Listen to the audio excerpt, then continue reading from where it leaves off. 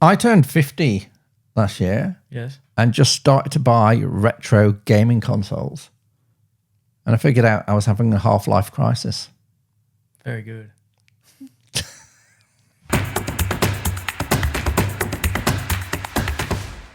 Hi, welcome back to Virtually Real. This is Will, and he's a Mega Man in VR. You'd think I'm not right-handed based on that.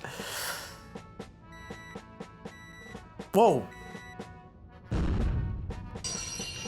I'm just not a grenade guy. I'm not a sportsman, I guess.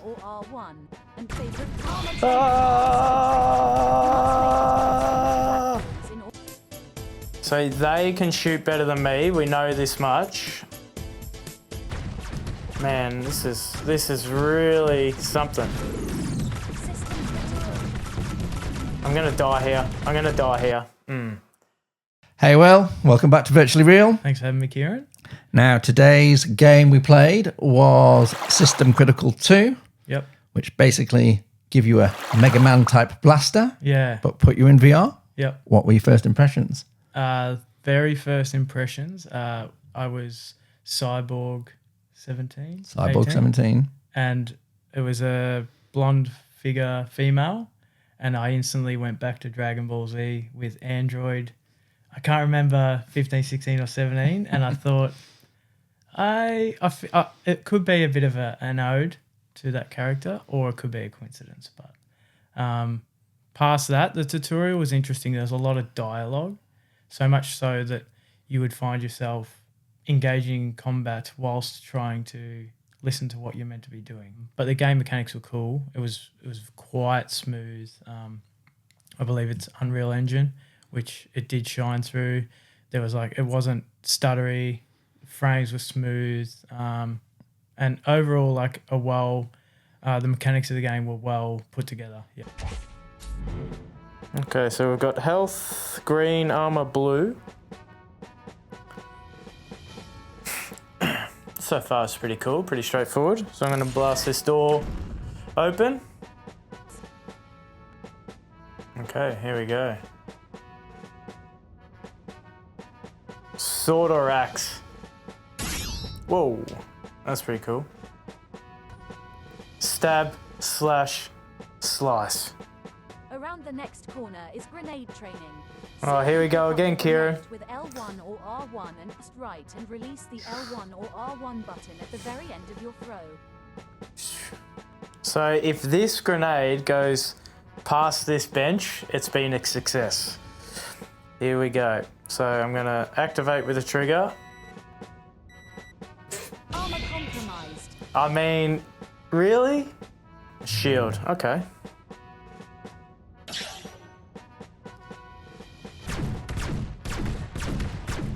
Whoa. One and double. There we go. Nice. They always make cyborgs with human heads and a cyborg body, and it made me think of that mermaid thing. It was like, would you like the top half to be human, or would you like the top half to be fish? Yeah. It's like with the cyborg, it's like, maybe we give her a cyborg head and human boobs. And that's obviously not what AI is thinking, because AI doesn't have your mind. AI wants the AI body, right? Okay, so all right, yeah. So the tutorial, it takes you through. There's a couple of mechanics that you have to deal with. You've got a blaster and a pistol. Yeah. The blaster can you can hold down the trigger button to get a charge through. Gives you a couple of melee weapons. You got a sword and an axe.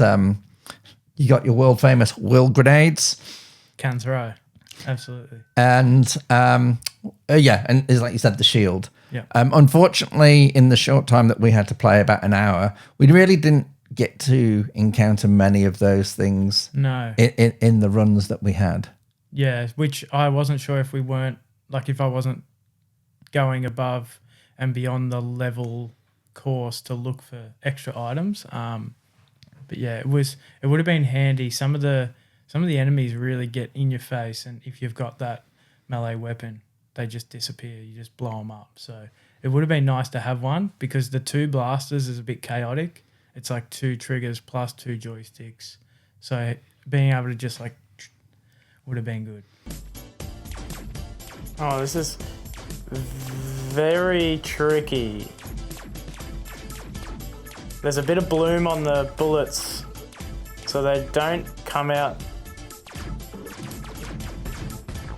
the same spot each time, but ooh.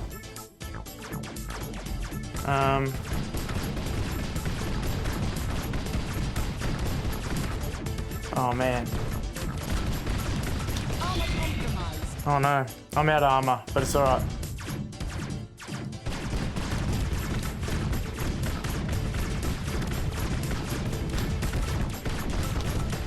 It's chaos. This is fun though.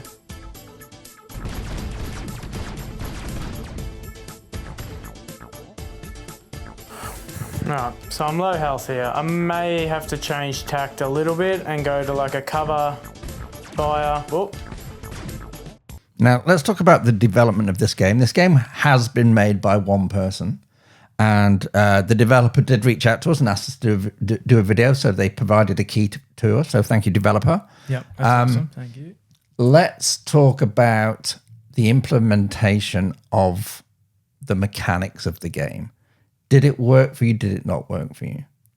It did. I have played a similar game, and this one was, the controls were good and they were fast. So if you, like, for example, you can either right stick right and it'll jolt like maybe 30 degrees, or you click it and it's flowing. So it's easy to switch between the two. You don't have to go into a menu. I found that a really good idea. And the sprint was push on, stay on, push off, stay off.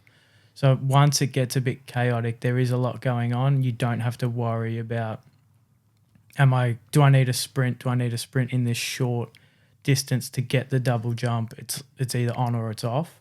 So that was also good. So a lot of thought has gone into that. So yeah, I can't really fault the way the game played with the joysticks. The only thing I would say was the jump button requires you to get off the right joystick. And a lot of the time I found myself trying to jump whilst trying to look. And that, obviously, you sacrifice one for the other. I don't know if I have the strategy for this game, but I'm certainly having fun, that's for sure. I think like it forces you to play fast, but maybe just spraying and praying isn't the answer, and actually being strategic with the shots. All right, so one thing I didn't check, but after a checkpoint, you end up with full health, full armor again, which is good because I always wonder with checkpoint games. I've recently played one of the Resident Evils again, and how you save or checkpoint is what you have. So if I was to checkpoint with a quarter health, every time I go back to that save game, that's what I've got. So it's good for this version because it's so hard to know that when I die, I get a full reset, and it's not going to discourage me stopping halfway through a run and going, well, there's no point finishing, I'm almost dead. That's a nice feature. This is a hard game. Yes. It's an arcadey shooter, but it's not an easy arcadey shooter. It's quite difficult, which presents its own challenges. Yep. Did you find the challenge too much, too little, just right? How did you find it? I think for me, I could see why it was so hard. It's kind of like that old school Mario style where you get to a point in the map and you've played it so many times that you know when to jump and when to, like, you know, what enemy to kill, what enemy to let by, I guess. So we didn't play for a long time, and at the start it was like, oh, I just keep dying, and then it was like, hang on, I've got to pay attention to who's coming up next. So I didn't find it too hard. Although on the surface, if you just jump in wanting to play it, it might seem like it's very difficult. Industrial Planet 31. Let's go. A bit more bullet velocity would be nice. Like, it takes so long for the projectile to get there. And I think when the enemy's moving, that makes it quite hard to hit them. Oh, oh, oh. Alright, this is a good run. Let's keep it up. I mean, 2 guns is just chaos. I'm dying more. Here we go. Double jump, double jump. Now, I don't want to shoot that door behind him if I can avoid it, because there's another enemy there. Yeah, I kept flip-flopping between the two because some of the enemies, it makes you kind of engage them from quite far away, and the guns don't really have the accuracy that you want. So maybe a little bit more of an auto aim on those, because it's engaging them so far when they can shoot you. Yeah. But it's not letting you really have. I don't believe there's any real skill to the aiming apart from actually seeing where your last bullet went and just adjusting that way. Trying, yeah. And that was funny because there was the 2 weapons, but at no point was one explained to be better for long distance, and the other better for close range. So I'm not sure if that was the case. I didn't really find that. But it probably would have made sense to have like a rifle style that's for those long in the air enemies, and then just a blaster that you just smash the button and. Well, I found with the pistol, it had like almost like 2 sights to it. So as you were aiming down one sight, it's like that's off, but it had a tiny, tiny circle sight as well. And if you line those up, it was quite precise. Yeah. But yet again, you had to take your time. But once you've actually engaged an enemy, they're very, very accurate at shooting you. So it's not that you can't stand there and just kind of line it up. You've got to, you've got to. I found. I mean, this maybe just my play style. I was constantly strafing a circle. I had to. It's like strafe, circle, which made it super fun. Yeah. But it meant that accuracy kind of went out the window. And they strafe too. So it's actually, you get in a couple of cool little engagements where you're both like, and then I've a couple of times I found myself, I would move every time they shot a bullet into the course of the bullet and therefore get shot multiple times, but it was fun.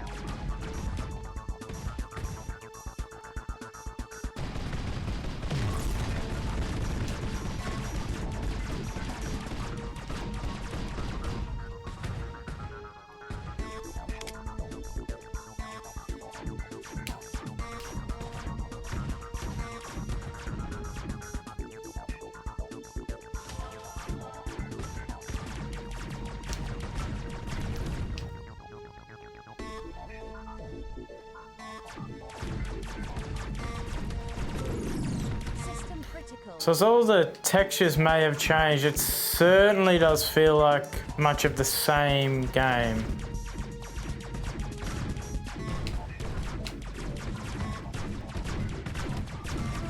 Oh.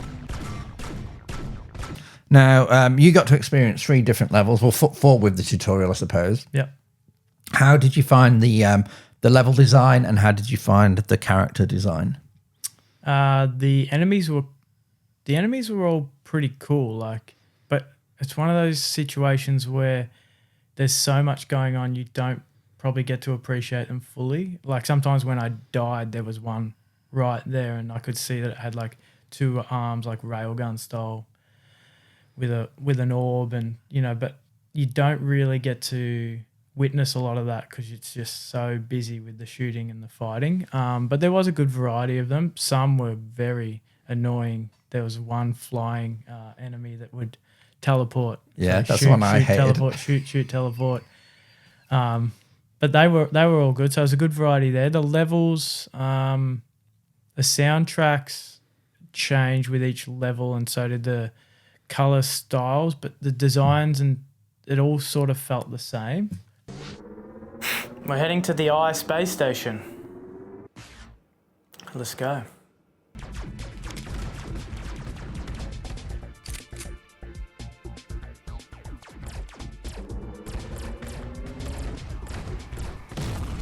Boosh.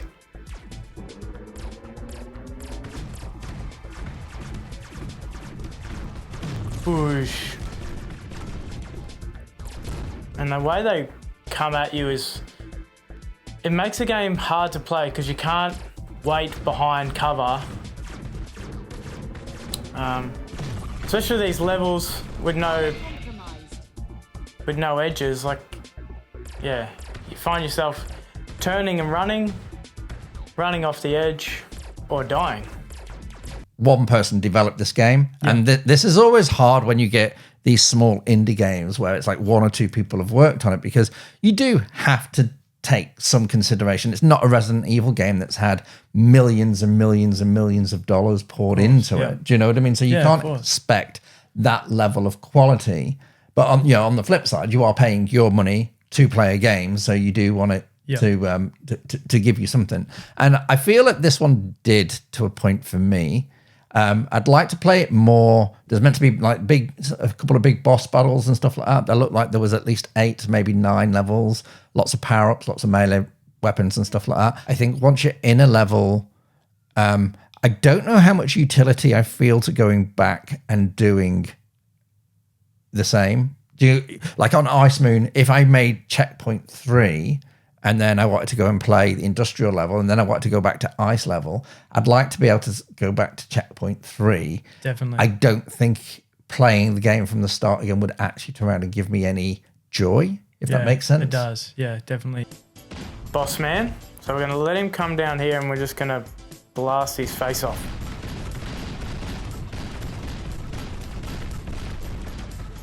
Because I haven't actually been killed by them yet. I've just killed myself falling off these blocks.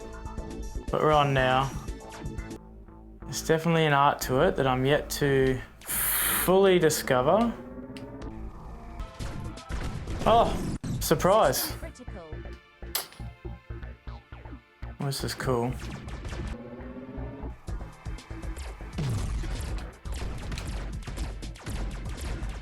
Oh, wait.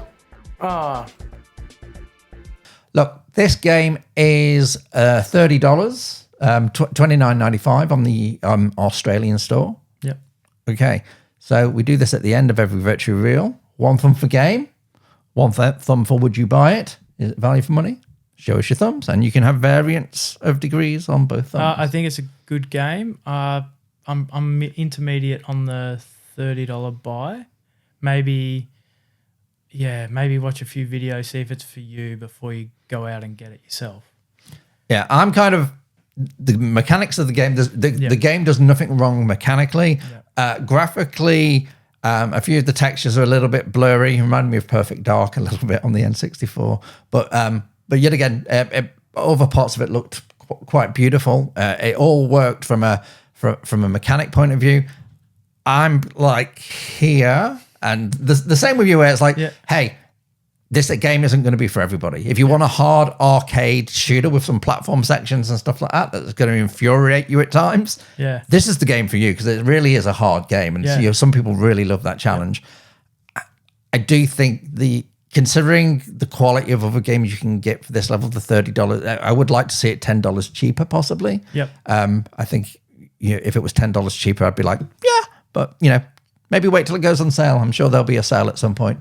But it's not a bad game. You won't be disappointed if you got this. If you want a shooter, it's a good shooter. Absolutely. Like, it does require skill as well. So if you're looking for like a run and gun, this probably isn't it. You really need to be switched on, and you need the patience to get the job done. Memberships are now live on the channel, so if you want to see Will's full playthrough of System Critical 2 for the price of a cup of coffee every month, you can watch his full play session, and not just Will's, all my friends that come over to play VR, you can see all their play sessions. All the money that the channel makes, I funnel back into the channel to buy giveaways, so the more you give, the more you get. Come, join our community, it helps us out. All that's left to say is thank you, Will, for coming over and playing System Critical 2. No worries, Kieran. Thanks for having me. Thank you at home for watching. Stay virtually real. Bye.